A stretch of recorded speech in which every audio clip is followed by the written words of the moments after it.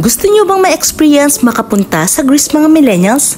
Try nyo na dito sa Goshen, Bamban, Tarlac. One of the popular destination ang Goshen. Kilala sa magagandang tanawin at peaceful na ambience. Isa itong nature park at resort na mayroong outdoor activities. Maaari kang mag-enjoy ng fresh air, makikita ang mga green landscapes, marami ding resorts and accommodations. But before anything else, kailangan nyo munang pumunta sa reception para magbayad ng entrance fee. Open ang Goshen from Monday to Sunday at 7 a.m. until 7 p.m. And of course, mga millennials, pwede rin kayo mamili ng mga souvenirs dito. Just in case gusto nyo mamalit ng outfit, marami kayong pagpipilian ng mga damit dito. Ang mga souvenirs na ito ay hindi lang magaganda, affordable pa.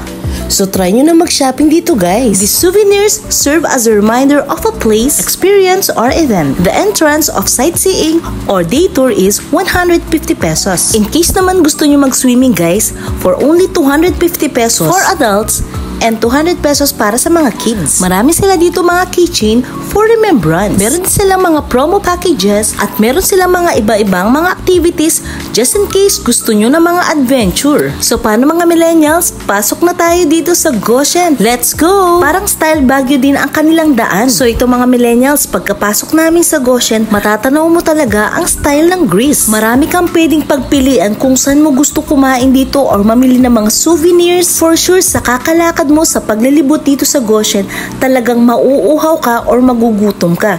But don't worry, marami kang options. Meron din sila ditong coffee shop. Pero mga millennials, bago kami kumain, aakyat muna kami dito para mapagod kami, magpapakagutom muna kami. Of course, hindi dyan mawawala ang picture-picture. Sa dami ba naman itong lalakarin namin, for sure, ilang calories kaya ang mababawas namin dito. Syempre, babawi naman namin sa pagkain later. Sino ba naman ang hindi mawawala ang stress pag pumunta dito at talagang matatanggal ang toxic mo? Sa ganda ba naman ng nature dito guys, para ka talagang nasa ibang bansa. Kung meron lang talaga akong drone ako, for sure na perfect ko talaga yung pagkuha ng mga videos ko dito. Oh my god, another paglalakad na naman ang gagawin ko dito.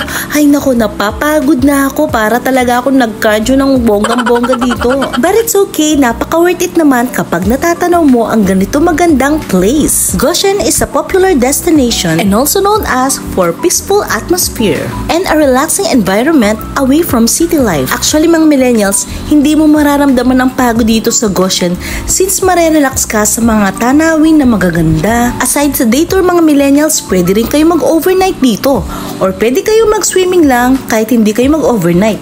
Meron din silang coffee shop, kaya kung gusto nyo lang mag-relax, magkape-kape, perfect itong place ng Goshen. Sa mga nagpaplano dyan mag-propose or ikasal, perfect itong place nila para mag-propose kayo. Sa romantic place ba naman ng Goshen, sino pa ba ang hindi mapapayas dito? It's a yes! Very Instagrammable ang kanilang mga sculpture. Tingnan nyo naman guys ang kanilang mga stonework. Super na-amaze ako sa concept ng kanilang place. Kaya in-enjoy talaga namin ang araw namin dito kasama ang Team Good Vibes. For sure, unlimited picture na naman ito. Super na-relax kami dito guys. Aba syempre, hindi mo na kailangan gumamit ng passport para papunta ng Greece. Team Good Vibes, achieve! Ang goal namin dito ng Team Good Vibe is ma-achieve ang relaxation. Kaya mga millennials, try nyo nang bumisita dito sa Goshen at Bamban, Tarlac. Isama nyo na guys ang inyong family or friends. Sa ganda ba naman ng place dito, sino ba naman ang hindi aaura or mag-outfit check? Kung feeling nyo rin naman na mabibitin kayo sa paglibot dito sa Goshen, I suggest mag-overnight na lang kayo. Especially kapag napagod kayo sa paglilibot or sa paglakad-lakad. But don't worry guys, kapag nagutom kayo at feel nyo mag-ramen since malamig ang panahon ngayon, meron din silang ramen house. Dito namin napili ng Team Good Vibes kumain. Marami naman kayong pwedeng pagpilian sa kanilang menu and of course, affordable din ito. Since mabigat naman ang ramen, kahit hindi na kami mag-rice, okay na yun guys. At kung coffee lover din kayo mga millennials, meron sila ditong Cafe Roma. Package deal guys ang Goshen. Merong coffee shop,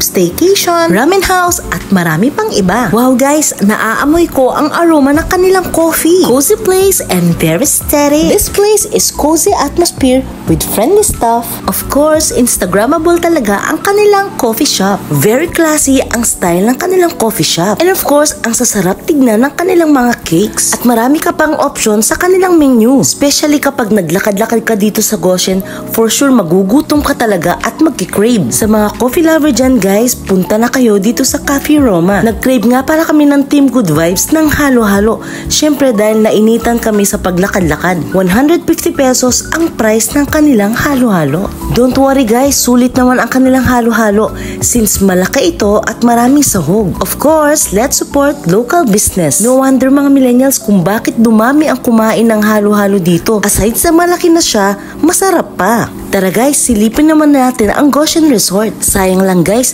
day tour lang ang pinunta namin dito. Pero for sure kung nag-overnight kami dito, malamang nag-swimming na rin kami dito. Don't worry guys, kapag nagka-budget kami, tatry namin mag-overnight. For sure mga millennials, na-excite na kayong magpabook dito sa Goshen. Ang malakasan memory card ang magagamit nyo sa cellphone nyo. More pictures and more videos. Anyway, thank you for watching my videos. Don't forget to like, follow, or share. Kung gusto nyo ma-relax at magka-peace of mind. Love, love, love!